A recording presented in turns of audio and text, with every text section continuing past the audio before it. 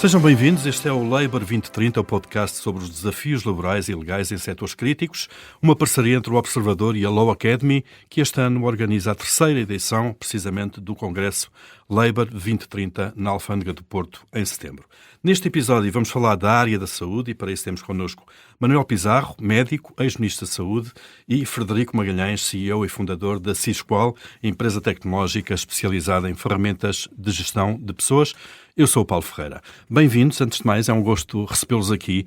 Manuel Pizarro, deixe-me dar o pontapé de saída. Há uma discussão permanente em Portugal se temos profissionais de saúde a mais ou não. Isto é, se o número de pessoas formadas nestas áreas que há no país são ou não suficientes para as nossas necessidades. Bem, o número de pessoas poderá até ser suficiente, mas nós não vivemos num Estado planificado. Nós vivemos numa economia de mercado e mais numa economia de mercado muito aberta. Independentemente, nós temos obrigação, enquanto país e enquanto sistema público, de fazer esforços que porventura não temos feito como devíamos fazer para reter e atrair o talento dos jovens que formamos cá. Eu julgo que é inevitável pensarmos que alguns irão sempre escolher outras opções, pelo menos em algumas fases da sua vida. O que significa que nós temos que olhar para o grande obstáculo, a grande dificuldade que hoje temos. É que as necessidades em saúde aumentaram brutalmente e o que eu prevejo para os próximos tempos é que continuem a aumentar ao mesmo ritmo ou um ritmo ainda mais acelerado. O que quer dizer, o tema da carência de profissionais de saúde é um tema que se coloca, aliás, coloca-se no mundo e na Europa e coloca-se em Portugal agudamente e nós temos que ter uma estratégia para lidar com esse assunto. Para isso. E podemos olhar já para este tema no curto e no longo prazo. Frederico Magalhães, olhando para o curto prazo, como é que se atraem profissionais de saúde, nomeadamente para o SNS?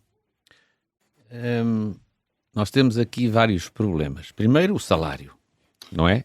Se o médico ganha mal, eu falo de experiência própria, que tenho 2 filhos médicos que emigraram. E sabe do que é que falamos, claro. Sim. E vou dar uns valores, porque eu acho que é importante saber-se isto.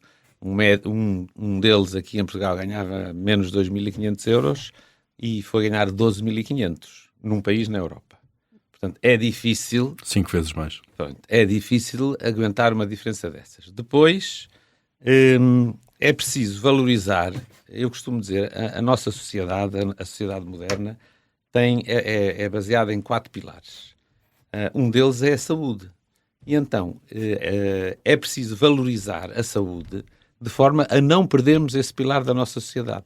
É a saúde, os professores primários, os juízes e a política. É igual que os políticos. Se nós não criamos uma nobreza nestas profissões, se a política não altera a forma como estas pessoas são remuneradas, se deixa isto ficar à mercê da oferta e da procura, a nossa sociedade vai deteriorar e não vamos conseguir manter estas pessoas. Portanto, é necessário que os melhores do país concorram para estes 4 pilares. Não está a acontecer isso, hoje estamos a falar dos médicos, não está a acontecer isso com os médicos e os médicos vão-se embora. Portanto, nós temos 2 problemas. No curto prazo, este tema. No longo prazo, aquilo que o Manel disse, eu queria só acrescentar que não é só por o envelhecimento da população, aliás foi o Manuel que me falou nisto, falámos há pouco tempo, é porque dentro da própria medicina corrente existem muitas formas novas de tratar o doente, existem infinitas. Portanto, a quantidade de horas médicas de enfermagem que é necessário para cada um de nós hoje será 5 vezes mais do que era há 10 anos ou 20 anos. Portanto, a tecnologia e a ciência vão ajudando. Exatamente. A aumentar as necessidades também. Exatamente. Esse é um ponto mesmo muito relevante. Muitas vezes faz-se uma leitura muito primária, muito insuficiente, de que o SNS está mais frágil. Não, o SNS não consegue responder às necessidades, mas o SNS está a prestar cuidados numa dimensão como nunca aconteceu na sua história. E ainda assim, o setor privado também apareceu, cresceu e já presta cerca de 25% dos cuidados que são prestados aos portugueses. Mesmo assim não chega. Porquê? Em larga medida por uma boa razão. Porque a evolução da ciência médica é de tal dimensão que nós hoje podemos oferecer tratamento ou cura em milhares e milhares de situações que há poucos anos, olha, quando eu acabei o curso de medicina, não tinham nenhuma perspectiva de tratamento eficaz. Claro. O que é que vai continuar a acontecer? É que isto vai acelerar, felizmente para nós, que temos que ter esperança na saúde e na medicina, vivos, não é? E que estamos vivos. E com uma esperança de vida cada vez mais larga. Hoje é normal operar um senhor ou uma senhora de 90 anos que teve uma fratura da anca. Hoje é normal tratar cancros em pessoas com 80 ou mais anos. Coisa que não fazíamos no passado. Coisa que no passado não havia nenhum tratamento eficaz. Claro. Os tratamentos eram de tal modo cruentos que as pessoas não lhes resistiriam e, portanto, era melhor um tratamento compassivo. Hoje tudo mudou. Claro. E há pessoas que tinham diagnóstico. Quando eu me formei, há 3 décadas, há pessoas que tinham diagnósticos de cancros que vinham viver meia dúzia de meses. Em alguns casos, hoje curam-se. Noutros casos, vivem 4, 5, 6, 10 anos, mas vivem com enorme necessidade de cuidados. Vivem com boa qualidade de vida, mas com enorme necessidade de cuidados. Claro. Isso vai-se acelerar. Das duas, uma. Com esse avanço, as estruturas têm que aumentar, pelo menos ao mesmo ritmo, de alguma forma, e é isso que não está a acontecer, não é? Sim. Estamos a perder médicos lá para fora, quer dizer, e precisamos de mais médicos dentro em breve a vir lá de fora. Portanto, estamos é uma situação. Não, Portugal ainda tem uma situação muito vantajosa que não podemos perder. Nós temos mesmo que tomar medidas sérias nesta matéria, que é o facto os jovens portugueses ainda querem ser médicos. Porque há vários países da Europa onde os jovens já não querem ser médicos. Acham que essa atividade é demasiado esforçada, demasiado custosa para quererem ser. O Reino Unido ou a Suíça são 2 exemplos. Sim, o Reino Unido sabia bem, a Suíça foi até o Frederico que me Por isso é que importam médicos, entre aspas, de outros países. Porque os jovens nativos já não estão interessados nas profissões da saúde, porque são profissões que, apesar de tudo, têm um grau de desgaste muito grande. Claro. O sofrimento, o relacionamento com o sofrimento humano, a necessidade de trabalhar 7 dias por semana, de fazer noites, de trabalhar sábados, domingos, tudo isso é muito exigente e as pessoas acabam por fugir destas profissões, o que mais revela a necessidade de nós acarinharmos quem sentir a vocação para trabalhar na saúde. Claro. Deixa-me trazer esta conversa a um tema que, no momento em que gravamos, está na atualidade. Tem a ver com as polémicas sobre o SIGIC e a remuneração que alguns médicos conseguem, avultada, caso que começou mediaticamente no Santa Maria. Sem querer discutir os detalhes desse caso, estamos aqui, Frederico Magalhães, perante um problema que é sistemas de incentivos. Tem tudo a ver com gestão de recursos humanos, isto. É basicamente gestão de recursos humanos. Sistemas de incentivos estão bem ou mal desenhados. Como é que olha para este caso? Pronto, todos os sistemas são permeáveis a abusos, não é? Houve um abuso, não se pode deitar fora o bebê com a água, não é? Do banho. Claro. Houve um abuso. O SIGIC é um sistema que quem inventou foi um gênio. As pessoas não têm noção. Os médicos, por causa disso dos salários, os médicos que nós mantemos no SNS, nas cirurgias, só os mantemos porque existe o SIGIC e então não convém brincar com coisas sérias, porque podemos ficar mesmo sem cirurgias no Serviço Nacional de Saúde. Portanto, o que acontece com o SIGIC? As cirurgias estão em atraso, que podem ser subcontratadas a privados ou podem ser subcontratadas aos médicos do próprio SNS. Que depois recebem a tarefa. E operam fora das horas normais de trabalho, digamos. Exatamente. Quando os blocos operatórios também estão livres. Que já ali estão, que estão pagos, têm as máquinas que estão a ser amortizadas. Portanto, é um sistema virtuoso que permite aos médicos ficarem vinculados no SNS e que lhes permite ganhar por produção. Porque o grande problema que nós temos no sistema público é não ganhar por produção. Portanto, um médico que queira trabalhar muito, ou esteja disponível, ou que seja melhor que os outros, ou mais produtivo, que tenha estudado mais, não consegue ganhar mais porque a produção não conta. Portanto, isto é uma coisa que realmente devia ser revisitada, esta coisa de não se ganhar por produção. Mas, no entretanto, no curto prazo, se nós retirarmos o SIGIC do sistema, vai ser uma calamidade para Portugal. Não vamos ter médicos no SNS. E depois, não é só isso, os privados não vão ter blocos operatórios em número suficiente para poder compensar... Para operar lá tudo aquilo que está em atraso. Longe. Claro. Portanto, é um tema muito importante para a sociedade e tem que se ter cuidado que só por ter havido um abuso não se estar agora a criticar uma coisa que é genial, de facto genial. Manuel Pizarro, até com a experiência que tem de gestão, obviamente, do SNS. O sistema está globalmente bem montado. Não quer dizer que não precisasse de atualizações. O sistema foi criado já em 2004, até preciso dizê-lo. Foi criado num governo do PSD-CDS, quando era o primeiro-ministro, do Dr. Durão Barroso. E depois foi sempre mantido e aperfeiçoado. Ele não ficou igual. É um sistema virtuoso. Repito, concordo plenamente com o Frederico. É um sistema virtuoso. Qual é a lógica do sistema? Cada serviço tem uma contratualização da produção cirúrgica que tem que fazer. A partir do momento em que atinge essa produção cirúrgica, que é normal fazer nas horas normais, havendo doentes à espera, os médicos podem operar em cirurgia adicional e são remunerados por isso. Fora das horas de serviço, ao final da tarde, à noite, aos fins de semana. Isso faz com que os hospitais ao sábado e ao domingo, os hospitais do SNS façam muitas cirurgias ao sábado e ao domingo graças a isso. E este é um sistema que funciona bem. Agora é suscetível de abusos. Claro que é suscetível de abusos. Mas é uma questão de fiscalização, sobretudo. Isso tem que se fiscalizar. Não estraguemos uma coisa que tem permitido um enorme aumento do acesso dos doentes aos tratamentos em tempos relativamente controlados. Mesmo assim, numa ou noutra área, não permitindo dar resposta às necessidades. Mas, apesar de tudo, com tempos controlados, é preciso muito cuidado com mexidas abruptas, não devidamente preparadas. E este sistema, ao permitir remunerações simpáticas, acrescidas, se quisermos, a alguns profissionais, ajuda a mantê-los no SNS? Não tenho nenhuma dúvida sobre isso. Eu julgo que eu estou de acordo com o tema da remuneração, é evidentemente um tema central, em especial num país, e temos que olhar para os médicos mais jovens, onde a crise da habitação está absolutamente instalada e, independentemente de uma melhoria dos rendimentos médios que tem ocorrido nos últimos anos, o custo da habitação tem aumentado a níveis muitíssimo superiores, o que faz com que, de facto, o dinheiro que as pessoas recebem não chegue para aquilo que é uma necessidade elementar de um jovem ou de uma jovem família, que é desde logo ter acesso a uma habitação com dignidade.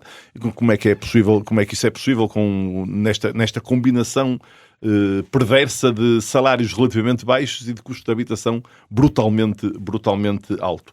Mas devo dizer que também não é o tema da remuneração, sendo muito importante, não é o único tema. Eu acho que é preciso introduzir flexibilidade na gestão dos recursos humanos dos hospitais. Mesmo no Estado, ou sobretudo no Estado. No Estado. A burocracia é avassaladora.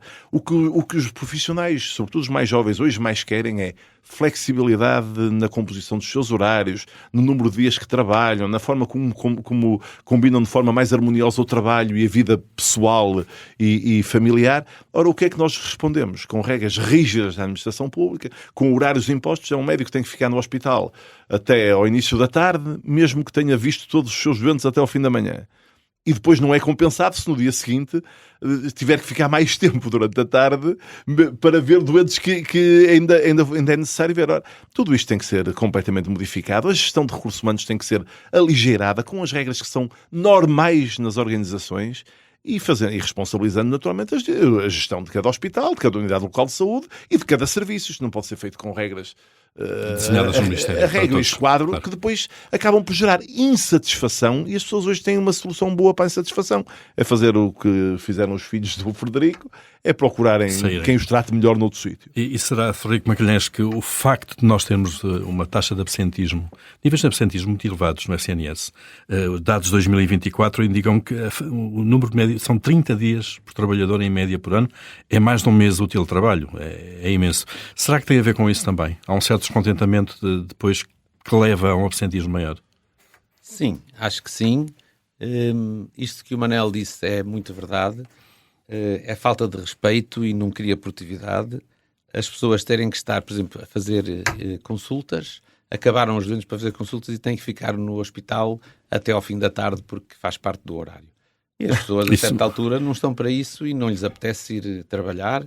É uma das razões. Portanto, beneficia os menos produtivos, se quisermos. Sim, beneficia os menos produtivos. Vindo a parte da produção para dentro do esquema, a flexibilidade consegue-se criar porque se recebe por produção. Portanto, faz parte da solução.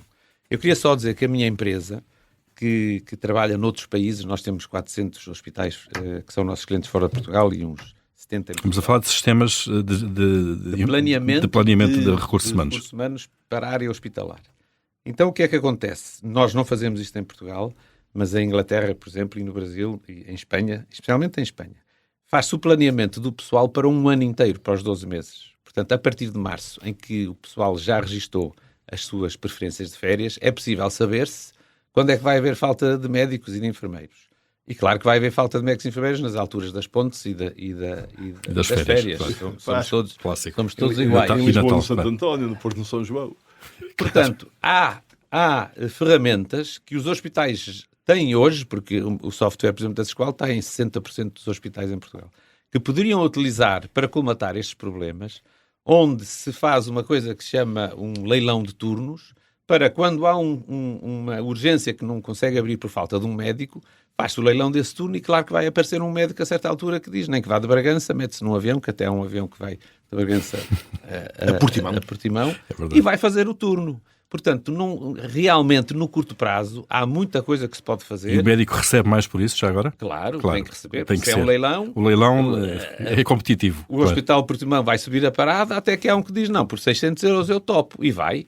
Só que o que poupa ao erário público e o que poupa ao bem-estar das populações é incomparável com o que se gasta. Portanto, essas ferramentas existem, mas não são utilizadas devidamente, é isso? Não se tira a potencialidade dela.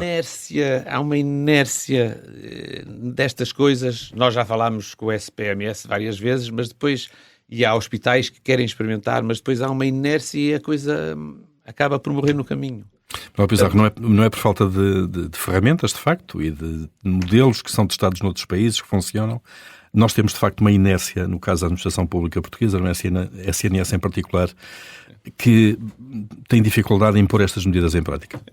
Na primeira década deste século, a grande reforma que foi feita no SNS foi dar autonomia às instituições hospitalares. Foi, aliás, para isso que elas forem transformadas em entidades empresariais para passarem a ter gestão autónoma. O problema é que a seguir veio a Troika, e com a Troika toda a autonomia desapareceu outra vez nesta voracidade centralista do Estado. E eu costumo dizer isto porque, enfim, as responsabilidades estão divididas por muitos, mas eu também terei as minhas. A verdade é que essa voracidade centralista não desapareceu. Há uma ideia de que os modelos de gestão de recursos humanos vão de ser iguais no Hospital de Bragança a um hospital no centro de Lisboa. Ora, é evidente que, desde logo, a pressão concorrencial do setor privado se exerce de forma completamente distinta. As necessidades dos doentes são distintas. Nos sítios a população aumenta, noutros sítios a população desce. E como é que nós podemos imaginar que é tudo gerido da mesma maneira, com as mesmas leis, com as mesmas regras? Tudo isso entorpece a capacidade de gestão e admito que depois também cria esta inércia de que o Frederico se queixa com justiça. De facto, as administrações hospitalares têm muito pouca capacidade de decisão autónoma. Olha, algumas delas já teriam experimentado este sistema de gestão de recursos humanos que a Xqual oferece se não estivessem à espera que alguém do Estado Central lhes diga que podem, que isso é permitido, porque é este regime com o qual nós temos que romper. Nós não podemos adiar mais isto. É visível. A degradação dos serviços vai se acentuando. É visível que o tema não é estar o partido A ou o partido B no governo, porque, como se vê, os problemas são mais ou menos iguais e aquilo que nós aqui dissemos não é para assustar ninguém, é que eles vão se agravar no futuro. E, portanto, ou nós somos capazes de criar uma política de recursos humanos que se adapte à terceira década do século XXI e que não seja igual à do século XX, ou nós não vamos vencer as dificuldades do serviço de saúde.